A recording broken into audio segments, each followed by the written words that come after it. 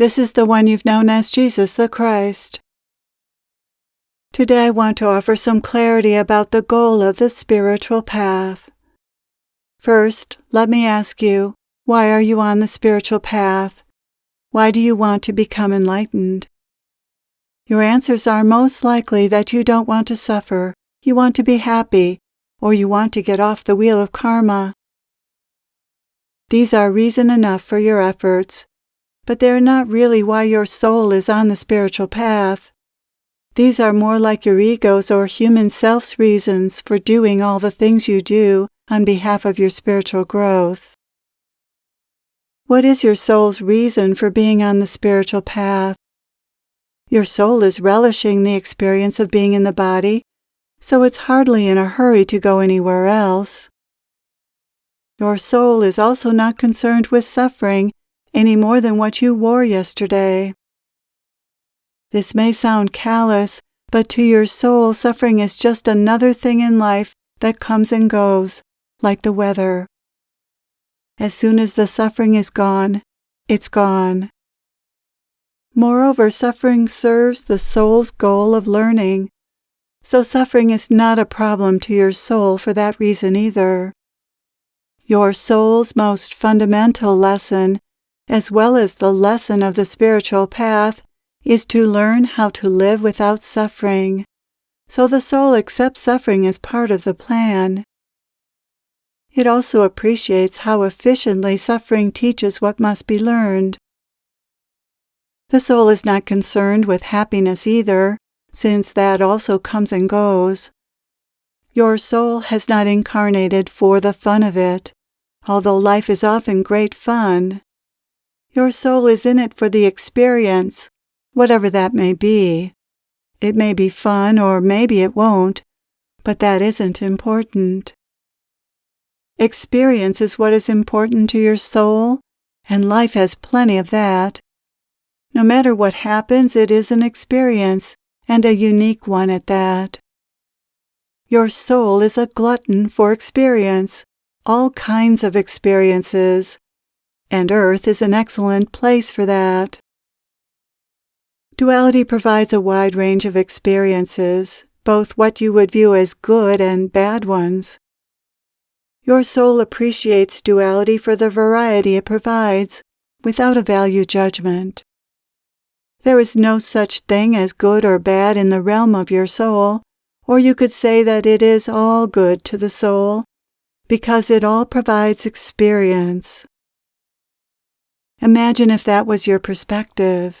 Imagine how freeing that would be to welcome whatever experience you're having. That would be very enlightened of you. Enlightenment is experiencing life as your soul experiences it, without resistance or evaluation, no good or bad, but all good.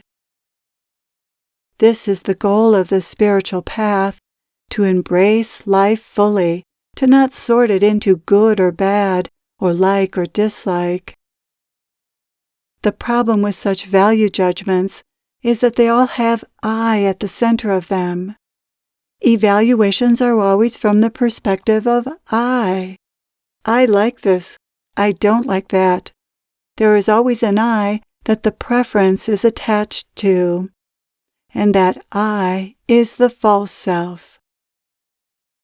But to the soul or to those who are enlightened, life just is as it is, and however it is naturally accepted. No need for an evaluation, an argument, or a debate about it. I'm not suggesting you go around saying, I like it, about everything, or even that it's possible to feel this way all the time. As enlightened as that attitude is, others would surely question your judgment or even your sanity if you did that. Your human self is naturally not going to like a lot of things, but no matter, there is something else here that is in love with life just as it is, and that is what I'm suggesting you get in touch with. I'm suggesting that you simply notice your human likes and dislikes when they arise, and then just let them be. To be enlightened, your preferences don't have to disappear, and they won't as long as you are human. Your human self and its preferences can comfortably coexist with the true self, which is an aspect of your soul and in love with life just as it is. Being enlightened doesn't mean that you don't have preferences or feelings. Being enlightened means that you are not only aware of the false self, but also the true self's experience of reality, and that you are more aligned with that than the false self's. Being enlightened is a shift to your true self's perspective, which loves and accepts your false self, its preferences and evaluations, and everything else. Your true self has a loving relationship with your false self. It loves the experience of a false self as much as it loves everything else. It doesn't need to get rid of or even suppress the false self. It loves having the experiences the false self brings to it, even the suffering and drama. But once you are enlightened, you recognize the suffering and drama for what they are, something conjured up by the imaginary self. As a result, when you're enlightened, suffering is difficult to pull off. Once you've seen a magic trick, you can't be fooled by that illusion anymore. And once you've seen through the illusion of the false self, it can't cause you to suffer anymore. Only when you believe the illusion can it do that. Your soul enjoys having seen through the illusion as much as it enjoyed believing the illusion. To your soul, one experience is not better or worse than another. They're just different. All experiences are equal, equally loved and equally valued. This is a dramatic shift of perception, a night and day shift. This is the freedom the sages and mystics speak about, freedom from suffering. But what becomes free is not your soul, since it has always been free. It has always viewed life as a wonderful and perfect adventure. You become free of the false self and its false perceptions, free to experience life as your soul experiences it. That is enlightenment. The goal of the spiritual path is to strip away false perceptions and misunderstandings and make it possible to live as you were intended to live, as your divine self. Your ego causes you to misperceive and misunderstand life, and so you strive for things that will never make you happy. When the lenses of perception are cleansed, your understanding changes, and so your life changes.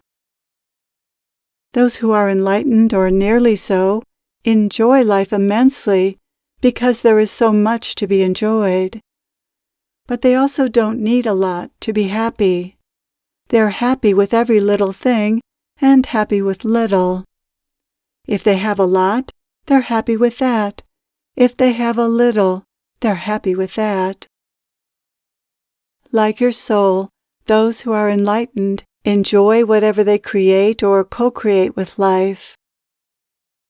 This doesn't mean they might not choose to create one thing over another, but however that works out, they enjoy that. Choosing still happens, often according to preferences, but there is no attachment to the results. Whatever happens is fine. And what would be the point anyhow of feeling any other way? What would that get you? This is what is clearly seen when you're enlightened. It makes no sense to have a preference for the way life goes, because life will go the way it goes. What good are your preferences? The idea that your preferences matter is one of the biggest misperceptions or illusions of them all. It doesn't matter what you like or don't like. Have you noticed? This only matters to the false self, which is all about likes and dislikes and couldn't exist without them.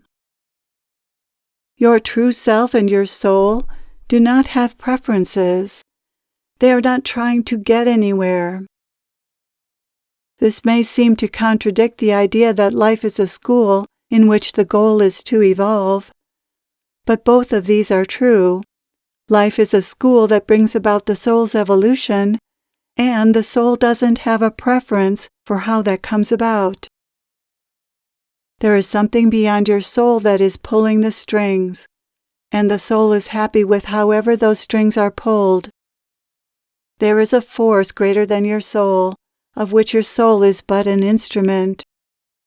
You can call this force whatever you like: God, grace, the divine, source. Your soul and non-physical beings like myself, angels and others, are but instruments of this loving force that is behind all life. This force is wise, and it is loving, and it has your best interests at heart. It can be trusted. Your soul knows this, so it relaxes into life and enjoys the ride, whatever that might look like. Your soul also has no illusion of control. You may think your soul is in control of what happens in your life, but your soul is not the prime determinant, only a useful device for delivering the will of something unimaginably greater. You are in good hands. You can relax and enjoy the ride. You can take your hands off the steering wheel and let the divine intelligence that created and expresses itself through everything do its work through you. It brings you the experiences you need, and you will naturally learn whatever you need to. This school of life is designed well. You can even relax about learning, since it would be impossible to not learn.